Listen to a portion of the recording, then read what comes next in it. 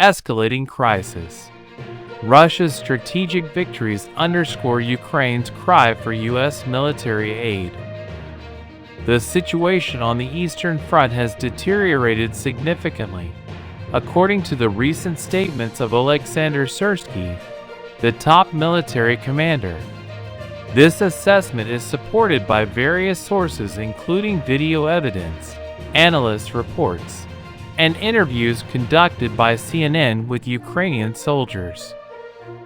With the United States Congress gearing up for a crucial weekend vote on unlocking $60 billion of military aid for Ukraine, frontline troops are facing challenges such as strategic withdrawals from key terrain and relentless aerial bombardment while attempting to maintain control over crucial towns. One particularly important location under scrutiny is the sizable village of Escalating, positioned on a ridge line northwest of Avdiivka, an industrial town seized by Russia in February. Terrain elevation holds strategic significance due to its defensive advantages. Monitoring the situation closely, the Ukrainian organization Deep State reports a series of recent Russian advances along the railway line leading eastward into the village, spanning approximately 4.5 kilometers, nearly 3 miles. Drone footage released by the group provides visual evidence of Russian soldiers entrenched near the railway line, confirming their forward movement. In anticipation of the advancing Russian forces, Ukrainian volunteers have been engaged in evacuating civilians from Escalating and neighboring villages. Social media platforms are inundated with videos depicting elderly residents leaving behind badly damaged apartment buildings, accompanied by their pets and meager belongings hastily packed into cardboard boxes. The sound of distant explosions serves as a grim backdrop to their exodus. Russian military bloggers are also reporting advances into Escalating, as well as neighboring Novokalinov, located approximately 8 kilometers, 5 miles, to the east. This incursion poses a significant threat to a portion of Ukraine's defensive lines in the eastern Donetsk region.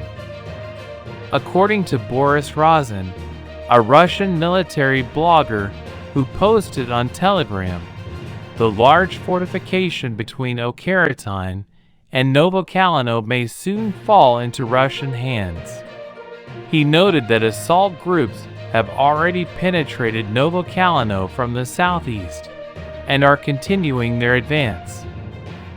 These recent gains by Russian forces add to their string of successes, which began with breaking through Ukraine's defensive lines further south around the villages of Tonink and Orlivka at the end of March. An officer from Ukraine's Eastern Command, speaking anonymously to CNN, stated that the Russian offensive in the area is clearly aimed at advancing towards Pokrovsk, a crucial road intersection approximately 30 kilometers to the west. If Escalating were to fall under Russian control, it could jeopardize vital Ukrainian logistics routes, connecting 3 key military hubs, Kostyantynivka, Pokrovsk, and Velika Novosilka, bringing them within range of Russian fire control. President Volodymyr Zelensky recently attributed the frontline withdrawals of Kiev's armed forces to an acute shortage of artillery munitions during an interview with a U.S. news outlet. This shortage underscores the urgent need for the $60 billion U.S. aid package currently under consideration. Our artillery ratio is currently at 1 to 10, heavily favoring the Russian forces, remarked a Ukrainian military official, highlighting the challenging situation on the ground. He emphasized that Russian forces are consistently gaining ground, pushing Ukrainian troops back on a daily basis. Among the various types of weapons and military support that Ukraine anticipates from the United States, artillery shells are just one component. With a new aid package held up in various forms for approximately 6 months, it is slated to undergo a crucial vote in the House on Saturday. House Speaker Mike Johnson expressed optimism regarding the bill's passage, emphasizing the urgency of the situation in Ukraine and the importance of standing up against Russian aggression. He affirmed the commitment to ensuring that Russian President Vladimir Putin does not expand his influence further into Europe. U.S. Defense Secretary Lloyd Austin urged lawmakers to approve the legislation, acknowledging the shifting dynamics on the battlefield, which currently favor Russia. He stressed the need for Ukraine to have the necessary materials, munitions, and weaponry to continue effectively defending itself against Russian advances. If the bill passes in the House, it will still require Senate approval, though this is considered more likely given the upper chamber's prior support for similar aid legislation aimed at Ukraine earlier in the year. Approximately 40 kilometers, 25 miles, north of Escalating, the town of Chasiv Yar, situated on elevated terrain, is also under threat from Russian forces. Ukrainian Armed Forces Chief Oleksandr Syrsky has expressed concern that the Kremlin may be planning its capture by May 9, coinciding with Russia's celebration of victory over Nazi Germany in 1945. Numerous reports detail intense combat unfolding in an expansive arc spanning approximately 120 degrees east of the town, encompassing villages from Kalinivka in the northeast to Ivanivsk and Klishchivka in the southeast. Some of these clashes occur in areas that Ukraine had previously recaptured during its offensive last summer.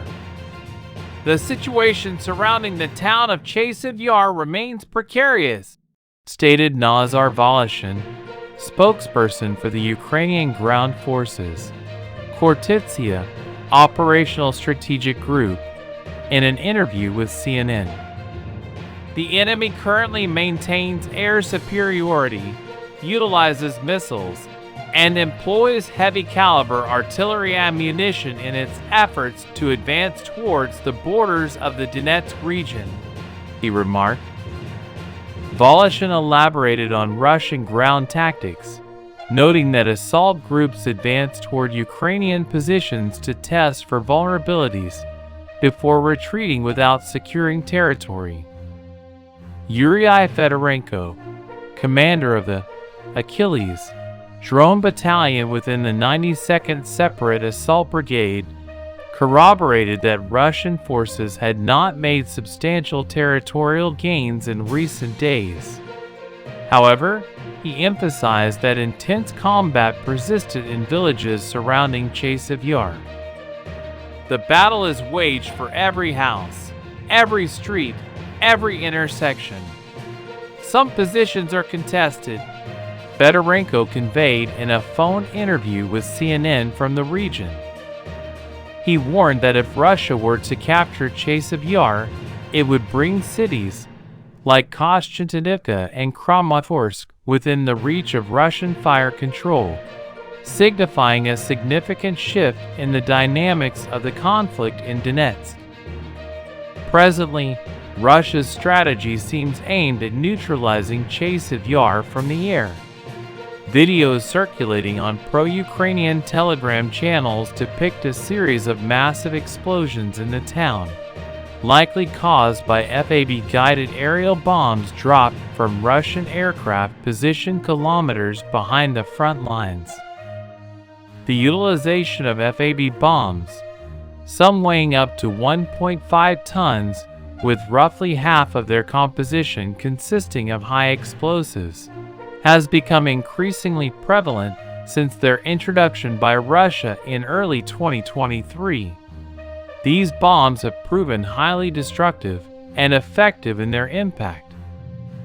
According to Voloshin's assessment provided to CNN, capturing the town will pose challenges for Russia. However, their advantage lies in not needing to preserve the settlement. Instead, they can resort to demolishing it through relentless airstrikes, akin to their tactics employed in Mariinka and Avdiivka. Ukraine's susceptibility to the FAB threat underscores the urgent need for enhanced air defense capabilities in Kyiv. Officials emphasize that bolstering the number of Patriot systems, for instance, would not only safeguard cities like Kharkiv from missile attacks, but also mitigate the risk posed by Russian warplanes dropping colossal bombs on frontline targets, such as Chasiv Yar. During an upcoming virtual meeting of the Ukraine-NATO Council, President Zelensky is expected to advocate for increased donations of such air defense systems from key allies to bolster Ukraine's defenses against aerial threats.